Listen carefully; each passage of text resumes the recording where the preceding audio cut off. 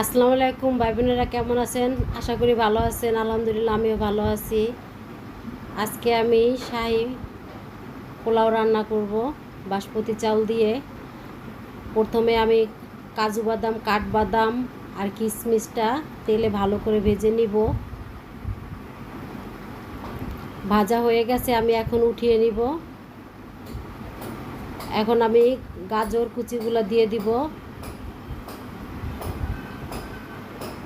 এটাকে ভালো করে একটু নেড়ে চেড়ে, কারণ গাজর যেহেতু তাড়াতাড়ি সিদ্ধ হতে চায় না, আগে গাজরটাকে আমি দিয়েছি, হালকা সিদ্ধ হয়েছে। এখন আমি বটবটিগুলো বাসমতি চালের মতনই আকারে লম্বা লম্বা করে আমি কেটে নিয়েছি। এটাকে হালকা ভাজবো। হালকা পরিমাণ ভাজা হয়ে গেছে, এখন আমি লবণ দিয়ে দিব।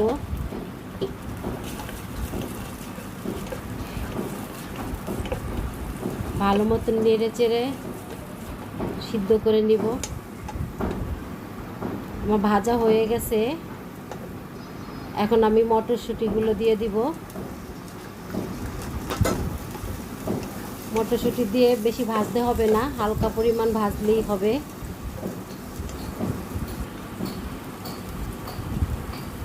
ভাজা আমার কমপ্লিট, এখন আমি উঠিয়ে নিব।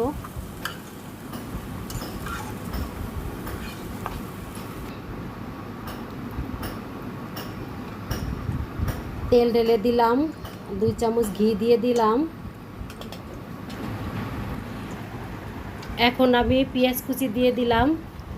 পেঁয়াজটা হালকা ভেজে নিব, আর সাথে তেজপাতা, দারচিনি আর 2টা এলাচ আর লং দিয়ে দিছি। পেঁয়াজটা হালকাভাবে ভেজে নিব। যেহেতু আমি পোলাও করতেছি, পেঁয়াজটা বেশি ভাজবো না, হালকা করে ভেজে নিব। আমার পেঁয়াজটা হালকা করে ভাজা হয়ে গেছে। এখন আমি ভিজিয়ে রেখেছিলাম আধা ঘন্টা এই চালটাকে, সেই চালটা বাসমতি চালটা এখন দিয়ে দিচ্ছি।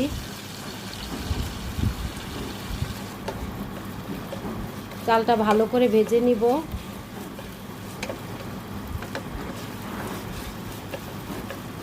চালটা আমার ভাজা শেষ, এখন আমি লবণ দিয়ে দিব পরিমাণ মতন, কারণ যেহেতু আমার সবজিতে লবণ দেওয়া আছে, সেক্ষেত্রে আমি লবণের পরিমাণটা কমিয়ে দিয়েছি। এখন আমি 2 পট চাউলে 4 পট পানি ফুটিয়ে নিয়েছিলাম, সেটা সম্পূর্ণ ঢেলে দিলাম।